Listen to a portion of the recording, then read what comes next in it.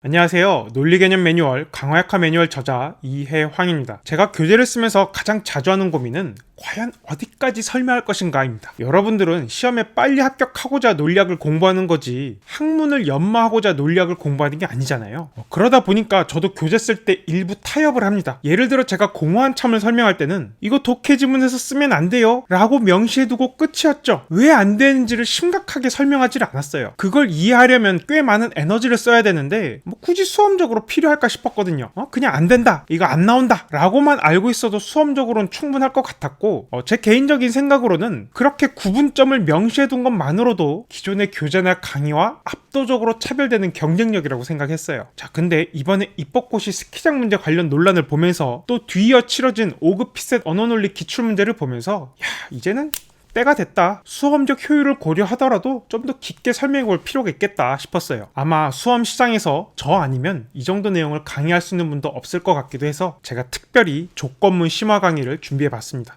집중해서 들어주세요. 다 듣고 나면 수능 피셀리트 기출문제의 흐름이 쫙 들어올 거예요. 자, 먼저 조건문은 자연 언어이냐 아니냐에 따라서 한번 나뉘어요. 자연 언어가 아니라는 것은 인공 언어라는 건데 그때의 조건문을 실질 조건문이라고 합니다. 수학이나 논리학에서 쓰이는 조건문이에요. 자, 그러면 자연 언어, 일상어의 조건문은 또 어떻게 나뉘냐? 영문법 용어로 가져와서 설명하자면 이 직설법 조건문이랑 가정법 조건문으로 나뉩니다. 이 가정법 조건문은 반사실 조건문과 같다고 보면 돼요. 둘을 다르다고 나누는 학자들도 있긴 한데 하여튼 이번 영상에서는 같다고 보겠습니다. 그래서 이 실질 조건문은 수학과 논리 퀴즈에 등장하고 이 직설법 조건문과 가정법 조건문, 주로 직설법 조건문인데 이건 독해에 등장하죠. 이 형식을 따져보면 실질 조건문은 A이면 B, 이 직설법 조건문도 A이면 B, 이 가정법 조건문은 A였다라면 B 혹은 만약 A이면 B 꼴이에요. 문제는 이 실질 조건문이랑 직설법 조건문이랑 형태적으로 크게 차이가 안 나죠. 그러다 보니까 이 두 개가 같냐 다르냐를 두고서 학자들마다 많은 논쟁을 벌였어요. 근데 결론적으로 우리는 다르게 보겠습니다. 수험적으로는 그게 옳은 것 같거든요. 자, 그리고 혹시 오해할까봐 이 만약에 대해서 살짝 얘기하자면 국어사전을 찾아봤을 때 한국어에서는 만약 혹은 만일이 반사실 조건문, 가정법 조건문을 의도할 때 쓰일 수도 있고요. 혹은 그냥 일반적인 조건문일지라도 그냥 가능성이 아주 낮음이라는 추가적 의미를 전달할 수가 있어요. 그러다 보니까 논리학 교과서를 쓰시는 중진 교수님들께서 그중 대부분은 출제위원으로도 알려져 있어요. 그분들이 자기 교재에서 뭐라 그랬냐면 이 만약은 실질 조건문이나 직설법 조건문에는 웬만하면 붙이지 말자. 적어도 내가 쓴 내 교과서에서는 안 붙일 거야 라고 얘기들을 하셨거든요. 또 그런 얘기를 들어보니까 맞는 것 같아서 저도 여기에 만약 A면 B꼴을 넣긴 했는데 실질적으로 피셀리트 기출문제를 보면 논리 퀴즈 조건문에도 만약 A면 B가 등장하고요. 직설법 조건문에도 만약 A면 B가 등장해요. 아무래도 if를 직역했을 때 만약이 되다 보니까 들어갈 때도 있고 안 들어갈 때도 있는 것 같습니다. 그런데 이제 트렌드를 보면 안 붙이는 쪽으로 가지 않을까 싶어서 제가 살짝 이야기해봤고요. 하여튼 지금 이 그림, 이게 이번 강의의 핵심입니다. 제가 하나하나 설명드릴게요. 자, 먼저 이 실질 조건문은 번역에 따라서 진료적 조건문이라고 하는데 기본적으로 진리함수적 조건문이에요. 근데 진리함수적 조건문이란 뭐냐?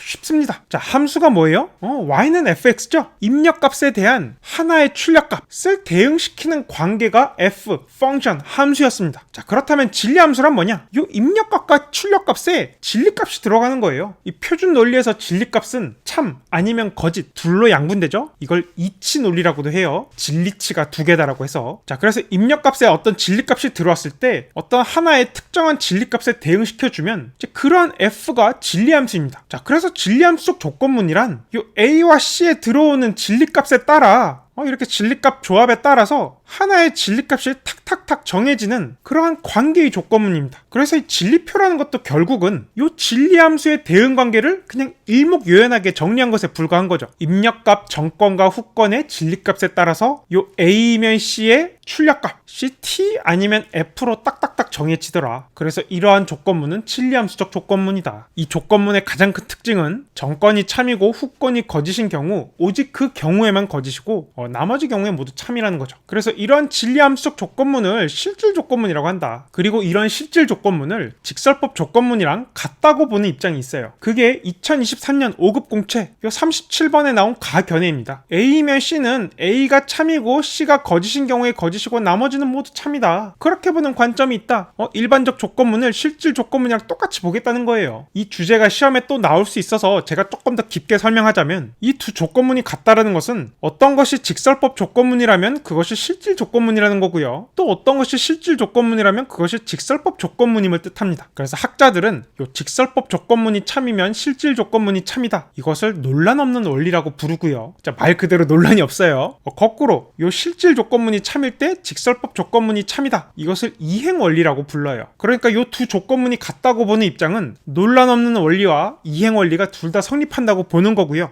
다르다라고 보는 입장은 두 원리 중에 적어도 하나가 성립하지 않는다고 보는 거죠. 뭐가 성립하지 않는다고 볼 것 같아요? 용어의 이름만 봐도 이행 원리가 성립하지 않는다 이렇게 주장할 것 같죠? 그 뒤에서 조금 더 살펴볼게요. 자, 그런데 이 둘을 같게 보면 어떤 문제가 생기냐? 우리가 잘 알고 있듯이 이 전건이 거짓인 경우에는 후건이 참이든 거짓이든 조건문이 자동으로 참이 돼요. 근데 이것은 우리의 직관에 부합하지가 않죠. 이걸 실질함 축의 역설이라고 부르는 건데 그 역설은 수학이나 논리 퀴즈에서는 전혀 발생하지 않고요. 그것을 일상어 직설법 조건문이랑 같다고 봤을 때 발생하는 거예요. 하여튼 이 둘을 같게 보는 것은 우리의 직관에 어긋나기 때문에 다르게 보는 것이 합당할 텐데 지금 여기 나온 공허한 참개념 수능에도 나온 적이 있죠? 만약 A면 B다라는 형식의 명제 조건문은 이 전건이 거짓인 경우에 후건의 참거짓에 상관없이 자동적으로 조건문이 참이라고 규정한다. 근데 우리가 일상에서 그렇게 주장하진 않는다 라고 하면서 가능세계를 빡세게 설명해 나갔었죠. 그리고 이러한 내용이 2017년 입법고시에도 나온 적이 있어요. P가 거짓이면 P이면 Q이다는 자동적으로 참이다. 공허한 참. 또 제가 뒤에서 좀 자세히 다루긴 할 텐데 2018학년도 추리논중 15번에도 이 내용이 나온 적이 있어요. 활주로가 폐쇄되어 있었기 때문에 이루겠다면 이게 다 거짓이 되고 그 경우에 기억과 이유는 모두 참이 된다. 근데 이건 조건문에 대한 우리의 일상적 이해와 충돌한다 라는 문제였거든요. 보니까 어때요? 수능, 피셋, 리트 모두 다 출제된 거죠. 참고로 공허한 참 외에도 정권 긍정의 발레, 이 정권 분리와 관련해서도 두 개를 같게 봤을 때 우리의 일상적 직관과 충돌하는 문제가 발생합니다. 이 두 개가 같다라는 거 일상적 직관으로 도무지 와닿지가 않아요. 허나 도켓이 어떻게 적용할 수는 있다? 지문에 A이고 B이면 C다가 제시되었을 때 선지에 A면 C가 있어. 이거 일치하는 거 아니죠? 알 수 있는 거 아니죠? 이게 참이라고 해서 이게 참이라고 우리가 단정할 수가 없어요. 뒤에 것도 마찬가지고 이렇게 생각하는 게 진리함수적으로도 적절하고 일상적 직관에도 잘 부합하는 방식이라서 제가 독해 논리로 좀 자세히 설명을 했었습니다. 자, 그래서 이 직설법 조건문이 실질 조건문과 다르다면 도대체 어떻게 이해해야 되는가? 크게 두 가지 방향이 있습니다. 직설법 조건문 사실 실질 조건문이랑 같은 게 맞아. 이 직관상 충돌한다고 보이는 이 부분 뽑아버릴 수 있어. 그 중에 하나가 논리 개념 매뉴얼 T60에 나온 그라이스의 대화 경률인데 대화의 경률을 적용하면 이 다르다라고 느껴지는 부분 적절하게 걷어내서 이 두 개가 같다고 할 수 있다라는 입장이 있고요. 다른 쪽은 에이 무슨 소리야, 이 두 개는 완전히 다르지, 내가 제안하는 방식대로 이해해봐 라면서 두 명의 학자가 등장하거든요. 이 첫 번째 사람은 직설법 조건문을 가정법 조건문을 이해하는 방식 그대로 똑같은 방식으로 이해를 해요. 우리 이 가정법 조건문 어떻게 이해했죠? 가능세계죠. 제가 영상으로 자세히 설명한 거 다 보신 적이 있죠? 그걸 봤다는 가정하에 계속 설명을 해 나갈 겁니다. 핵심은 뭐예요? 전건을 참이라고 가정한 것 외에는 현실 세계와 가장 유사한 가능 세계, 혹은 전건을 참이라고 가정하고 이에 수반되는 것만을 최선으로 수정한 가능 세계, 그러한 가능 세계에서 이 후건이 참이냐 아니냐를 따졌었죠. 그게 2019학년도 수능 지문이었고요. 또 2021년 지방직 7급에 나왔던 문제기도 했어요. 이렇게 가능 세계를 통해서 참 거짓을 결정했던 방식을 직설법적 조건문에도 똑같이 적용하자는 거예요. 그게 5급 공채 2023년 언어논리 37번의 나 견해입니다. 이 직설법 조건문을 가능 세계를 통해서 이해해보자. 이 방식은 스톨네이커라는 학자가 대표적으로 주장한 건데 핵심은 이렇습니다. A면 C다가 참이다라는 뜻은 A가 성립하는 가능 세계 중 현실 세계와 가장 가까운 모든 가능 세계에서 C다라는 뜻이다.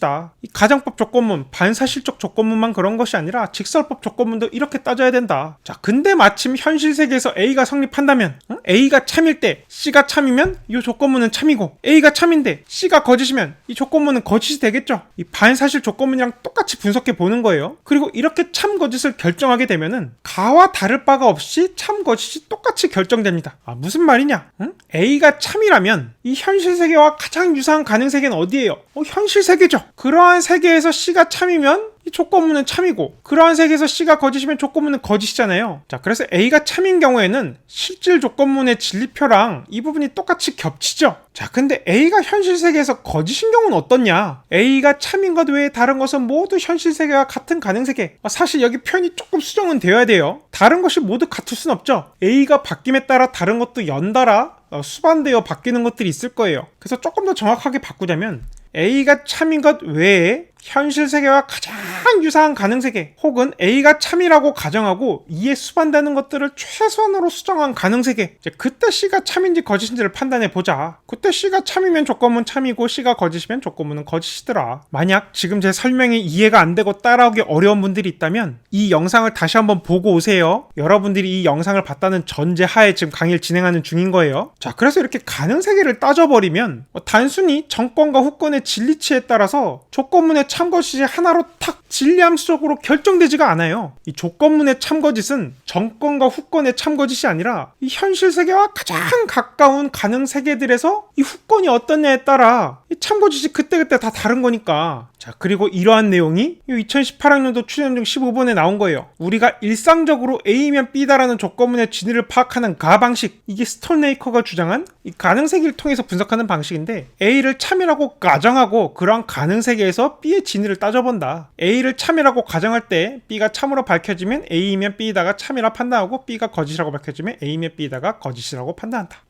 좀 다르게 읽히나요? 자, 그리고 일상어 조건문을 이렇게 가능 세계로 분석했을 때 나오는 아주 재밌는 결론이 뭐냐면 A가 참이라고 가정했을 때 B다와 B가 아니다, 둘 중에 하나만 참이고 하나는 반드시 거짓이라는 점이에요. 그 말은 A면 C와 A면 C가 모순관계라는 겁니다. 실질 조건문에선 그렇지가 않은데 가능 세계로 직설법 조건문, 우리의 일상어 조건문을 분석하게 되면은 A가 참일 가능성이 있을 때 이 두 개는 모순관계가 돼요. 참 거짓이 항상 다릅니다. 그리고 제가 이러한 이야기를 반자유의지 논증 지문에서 살짝 한 적이 있죠. 수학, 논리 퀴즈에 나오는 실질 조건문이랑 구별이 되는 일상어, 직설법적 조건문을 스톨네이커의 관점에서 분석했을 때 나오는 아주 흥미로운 결론. 자, 그래서 이 실질 조건문의 진리표와 가능 세계로 접근하는 이 스톨네이커 관점에서 일상어 조건문의 진리표를 비교해보면 이 논란 없는 원리와 이행 원리 중에 뭐는 반드시 성립해요?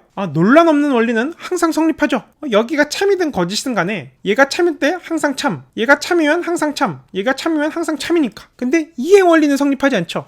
얘는 참인데 때에 따라서 얘는 거짓일 수도 있으니까. 그래서 이 직설법 조건문이 참일 때 실질 조건문이 참이라는 것을 논란이 없는 원리다 라고 합니다. 자, 그래서 방금 살펴본 게 이 직설법 조건문을 비진리함수적으로 살펴보는 첫 번째 시도였고요. 이제 두 번째 시도는 뭐냐, 이 직설법 조건문을 조건부 확률로 이해하자는 겁니다. A면 C는 A가 참일 때 C가 참일 확률이다. 이 조건부 확률에 대해서는 제가 강화학화 매뉴얼에서 아주 자세히 설명한 적이 있죠. 참고로 이 관점은 2017년 입법고시에 아담스 확률 논리로 출제된 적이 있어요. 역시 논리 개념 매뉴얼에 실려 있어서 기억이 날 거예요. 이 조건부 확률의 관점에서 보면 아주 특수한 경우를 제외하면 일반적으로 직설법 조건문이 실질 조건문보다 참일 확률이 낮습니다. 아주 특수한 경우에만 이 두 개의 확률이 같고 일반적으로는 다 작아요. 당시 이 기출문제를 토대로 제가 한번 설명해보자면 주사위의 눈이 1 또는 2 또는 3 또는 5가 나온다면 주사위의 눈이 홀수가 나올 것이다. 우리 이거 일상어에서 어떻게 이해해요? 1, 2, 3, 5 중에서 홀수 1, 3, 5가 나올 확률로 이해하죠. 그럼 얼마? 4분의 3. 근데 이걸 실질 조건문으로 이해해버리면 어떻게 되냐? 여러분들 실질 함축 배웠죠? 그 실질 함축 자체가 실질 조건문에서 성립하는 건데 A면 C다는 not A 이거나 C다가 되죠. not A라는 것은 4 또는 6이고 이거나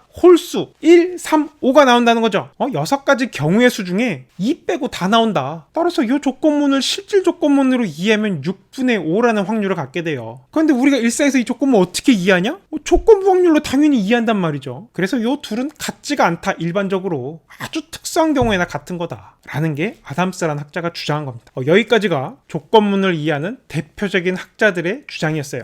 굉장히 재밌죠?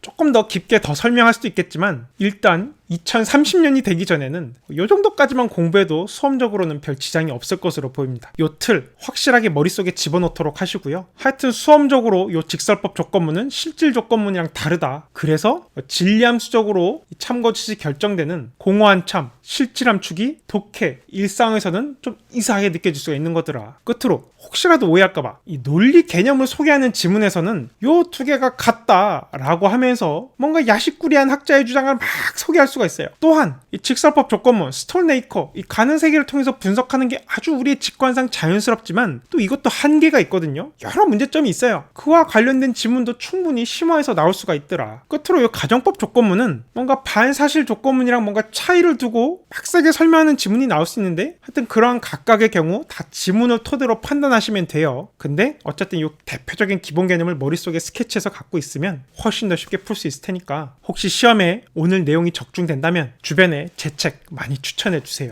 합격수에서 제 책 이름 언급되는 거 볼 때마다 그렇게 짜릿할 수가 없더라고요. 자, 그러면 오늘 강의 잘 복습해 주시고 또 이를 바탕으로 논리 개념 매뉴얼도 빠르게 한번 복습해 보길 추천드리겠습니다. 모두들 합격해서 만나요.